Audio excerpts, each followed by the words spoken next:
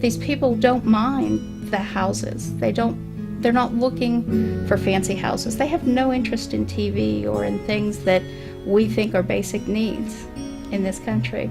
What they want is to have enough food.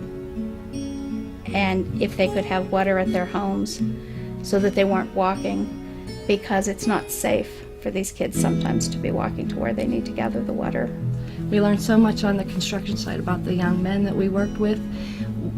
Their eagerness to learn, be educated, but what is the main basis of their strength is their relationship with Jesus Christ and the power that He brings to their lives and the empowerment that He gives them to move forward.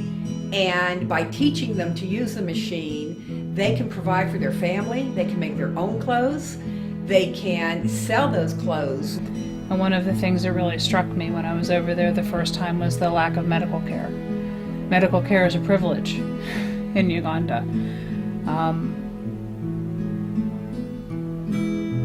Medical care is pretty atrocious over there. Some of the boys had expressed a desire to be educated.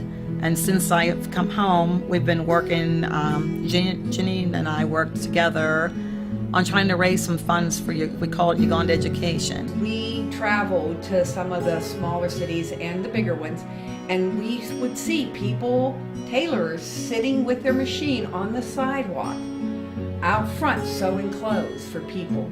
The only way that they're going to get out of the hole they're in or out of the situation they're in is with education. They realize that, and I feel very called that I want to be able to send some more of them to school. And the water would be a big difference, because the water hole down there, the water for the whole community around surrounding areas was a little 3-4 by 4 round hole with the water, and that's how they got their waters. For about $8,000, if we have the money, the resources are there, and the ability to drill wells and provide water for an entire community. If we had one at the church that we've built, it would provide for that area. So it can help so many different families. If babies have the privilege of being immunized over there, it is not uncommon that babies and children, 10 or more, would be immunized off of one needle.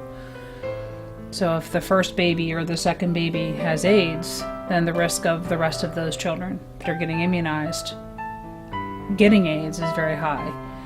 And one of the things that struck me as a pediatric nurse was I really would love to go over and do medical care and do basic medical care such as immunizations.